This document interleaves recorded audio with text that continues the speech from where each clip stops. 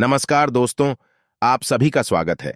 आपके अपने YouTube channel मानव जीवन में दोस्तों, लाइफ में सभी आगे बढ़ना चाहते हैं और लाइफ में आगे बढ़ने के लिए हमें रोज ही कुछ नया सीखना चाहिए और आगे बढ़ना चाहिए। तो चलिए आज की प्रस्तुति शुरू करते हैं। दोस्तों, वरुथिनी एकादशी के दिन चुपचाप गाय को खिला दें।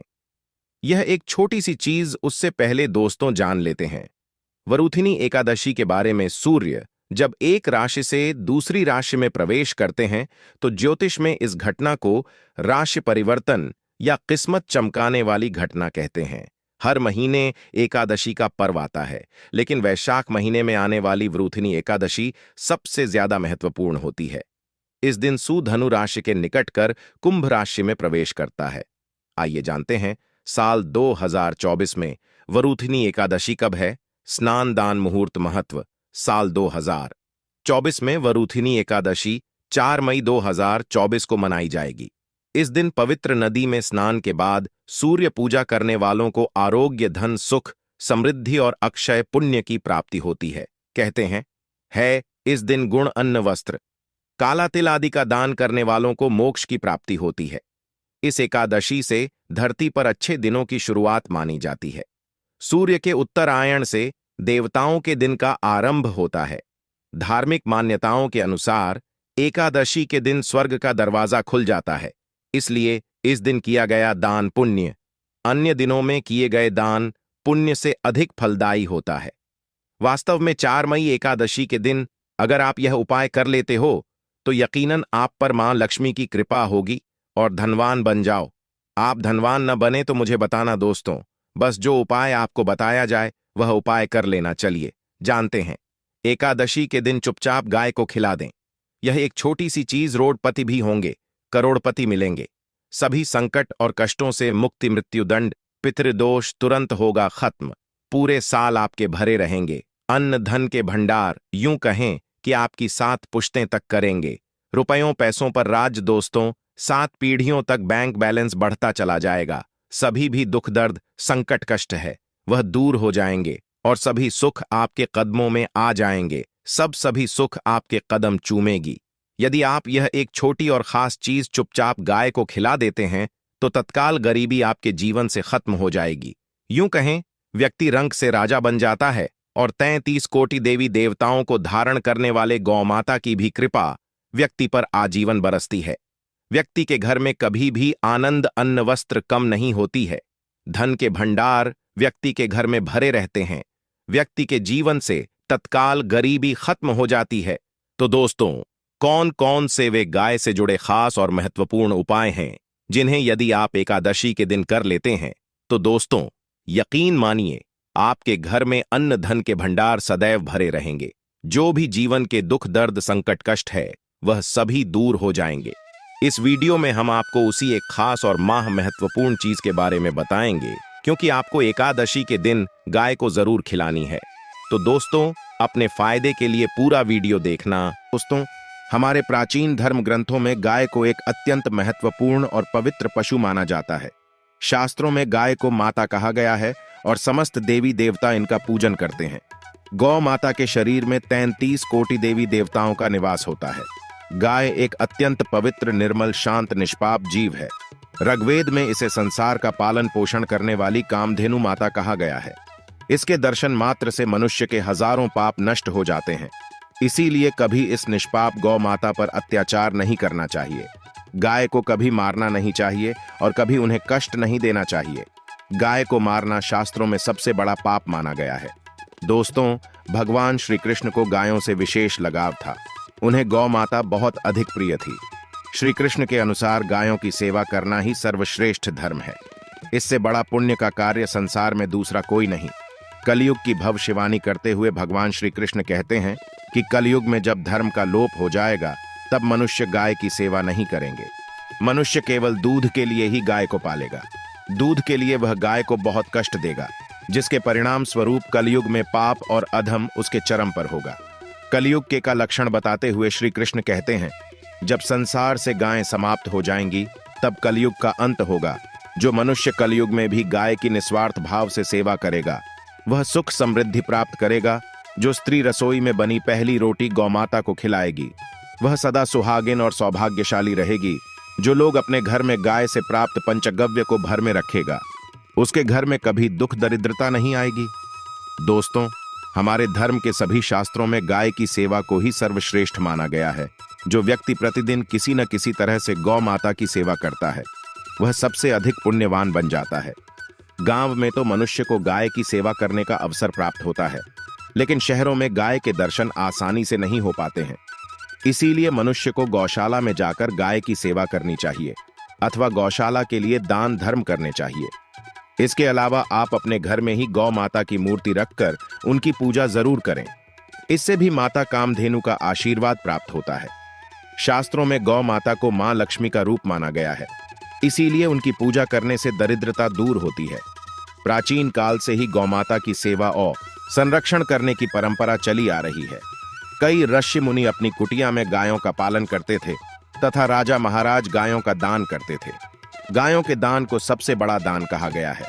गाय का दान करने से सभी जन्मों के पाप नष्ट हो जाते हैं और मनुष्य को मोक्ष की प्राप्ति होती है। आज हम आपको गौमाता के संबंध में बहुत ही महत्वपूर्ण बातें बताने जा रहे हैं। गाय की पूजा कैसे करनी चाहिए, गाय को कौन सी चीजें खिलाने से कौन सा फल मिलता है तथा गाय के किस अंग को स्पर्श करने से दरिद्रता दूर होती है आदि के बारे में हमारे शास्त्रों में बहुत ही महत्वपूर्ण ज्ञान दिया गया है। हमारी अत्यंत पूजनीय गौ माता के बारे में आप सभी को यह बातें अवश्य जान लेनी चाहिए। इससे आपके जीवन से सभी प्रकार के कष्ट दूर होंगे। दोस्तों, कई बार महिलाएं जाने अनजाने में गाय को कुछ चीजें खिला देती है, जिससे मां लक्ष्मी क्रोधित हो जाती है। शास्त्रों में कहा गया है कि ये चीजें गाय को कभी नहीं खिलानी चाहिए। इससे मनुष्य के जीवन में दुर्भाग्य आता है और उसे किसी भी कार्य में सफलता नहीं मिलती है। तो चलिए जान लेते हैं गौ माता के विषय में महत्वपूर्ण नियम। सबसे पहली बात है दोस्तों, गौ माता के दर्शन करना बहुत शुभ होता है। शास्त्र कहते हैं रोज सुबह गाय के दर्शन होने से पुण्य की प्राप्ति होती है और सुबह गोबर के दर्शन होने से लक्ष्मी की प्राप्ति होती है। अगर किसी महत्वपूर्ण कार्य के लिए जा रहे हैं और अचानक ही गौ माता आपके रास्ते में आ जाती है, तो वह कार्य निश्चित ही सफल हो जाता है। किसी भी यात्रा पर निकलते समय अगर गौ माता के दर्शन हो जाएं, तो वह यात्रा सुखपूर्वक पूर्ण हो जाती है, इसमें संशय नहीं है। ज्योतिष शास्त्र के अनुसार कुंडली में यदि पितृदोष होता है, तो अन्य उपायों के साथ साथ गौ माता को प्रतिदिन रोटी और घास खिलाने से लाभ होता है और पितृदोष से मुक्ति मिलती है। इसी तरह कुंडली में यदि शनि की 7.5 या महादशा है, तो हर शनिवार और अमावस्या को काले रंग की गाय को घास या रोटी खिलाएं और उसकी पूजा करें। इससे शनि दोष कम होता है। गौमूत्र यानी कि गाय का मूत्र बहुत ही उपयोगी, पवित्र और स्वास्थ्य की दृष्टि से अत्यंत हितकारी होता है। आध्यात्मिक दृष्टि से तो गौमूत्र का महत्व है ही, साथ ही वैज्ञानिक और स्वास्थ्य की दृष्टि से भी गौमूत्र के बहुत से लाभ बताए गए हैं। गौमूत्र में बहुत से खनिज पदार्थ और स्वास्थ्य वर्धक तत्व होते हैं, जो हमारे शरीर की शुद्धि करते हैं और बहुत से रोगों से भी बचाते हैं। साथ ही गौमूत्र छिड़कने से वातावरण में शुद्धता और पवित्रता व्याप्त हो जाती है। इसीलिए हमारे शास्त्रों में शरीर को निरोगी रखने के लिए प्रतिदिन गौमूत्र का सेवन करने तथा घर में गौमूत्र छिड़कने के लिए कहा गया है। कुंडली में शुक्र ग्रह की स्थिति को मजबूत करने के लिए ज्योतिष शास्त्र के अनुसार सुबह के भोजन में सबसे पहली रोटी निकालकर एक सफेद गाय को खिलाना शुभ माना जाता है। अगर आपकी कुंडली में बुध ग्रह कमजोर है या आपको किसी कारण इसके दुष्प्रभाव झेलने पड़ रहे हैं, तो हर बुधवार के दिन गाय को हरा चारा खिलाना शुरू कर दें। इससे बोध से जुड़े दुष्प्रभाव दूर होंगे और आपको तमाम समस्याओं का हल मिल जाएगा। अगर कुंडली में मंगल दोष है, जिसके कारण आपके जीवन में कई तरह की परेशानियां हैं, तो लाल रंग की गाय की सेवा करें। मंगलवार के दिन गाय का पूजन करें और उसे गुड़ और चने आदि खिलाएं। बृहस्पति ग्रह को जीवन के सभी मांगलिक कार्यों का कारक माना जाता है।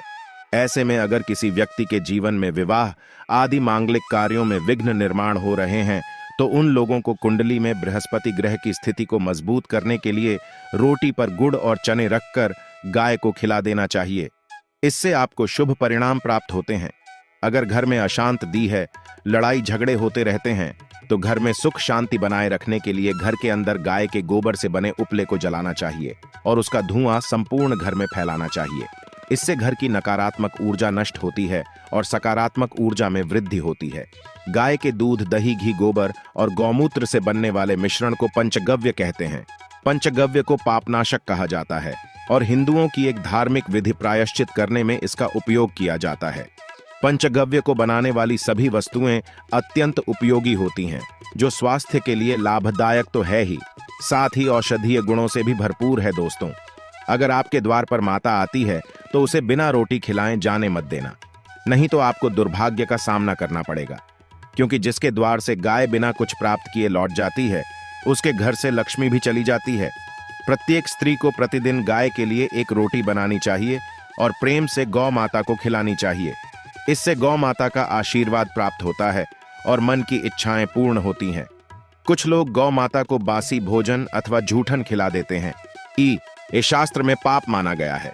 आप किसी अन्य पशु को खिला सकते हैं, लेकिन गाय को कभी जूठन नहीं खिलाना चाहिए। भूख लगने के कारण गौ माता उस अन्न को ग्रहण कर लेती है, लेकिन इसका पाप उस व्यक्ति को लगता है जो गौ माता को ऐसा बासी भोजन खिलाता है। गाय एक शाकाहारी और पवित्र पशु है, इसीलिए गाय के भोजन में कभी मांस, अंडे आदि चीजें नहीं डालनी चाहिए। ऐसा करने से महापाप लगता है। यदि आपकी कुंडली में चंद्र दोष है और जिसके कारण लगातार परेशानी उठानी पड़ रही है, तो आप यह एक उपाय जरूर करें। आप रोटी पर सफेद मक्खन, नमक और घी लगाकर गौ माता को खिला दें। यदि शनि दोष है तो आटे में थोड़े काले तिल मिलाकर रोटी बनाकर गौ माता को खिला दें। इससे शनि दोष समाप्त होता है। मंगल दोष को दूर करने के लिए रोटी पर हल्दी लगाकर गाय को खिलाना चाहिए। अगर घर में धन की समस्या है तो गुरुवार के दिन गाय को केले का फल खिलाना चाहिए। इससे दरिद्रता दूर होती है। दोस्तों, गौ माता की पीठ पर एक उभरा हुआ कुबड़ होता है। उस कुबड़ में सूर्य केतु नारी होती है। जब भी आपके द्वार पर गौ माता पधारे, आप इस कुबड़ को एक बार जरूर स्पर्श करें। इससे आपके जीवन से सभी दुखों का अंत होगा और धन संपत्ति की प्राप्ति होगी। शास्त्रों में कहा गया है, जो मनुष्य तन मन धन से गौ माता की सेवा करता है, वह मृत्यु के बाद वैतरणी नदी को गौ माता की पूंछ पकड़कर पार कर लेता है। उसकी अकाल मृत्यु नहीं होती है और उसे मोक्ष की प्राप्ति होती है। जिस व्यक्ति के भाग्य की रेखा सोई हुई है, अगर वह व्यक्ति अपनी हथेली पर रखकर गौ माता की जेब से जताता आता है, तो उसकी सोई हुई भाग्य रेखा खुल जाती है और उसका दुर्भाग्य सौभाग्य में परिवर्तित हो जाए आता है। तो दोस्तों, इस प्रकार से आप सभी गौ माता की सेवा जरूर करें। आज के लिए बस इतना ही इस वीडियो में दी गई जानकारी। अगर आपको अच्छी लगी हो तो प्लीज हमारे चैनल मानव जीवन को सब्सक्राइब करें, लाइक करें और हमारे वीडियो में अंत तक बने रहने के लिए धन्यवाद।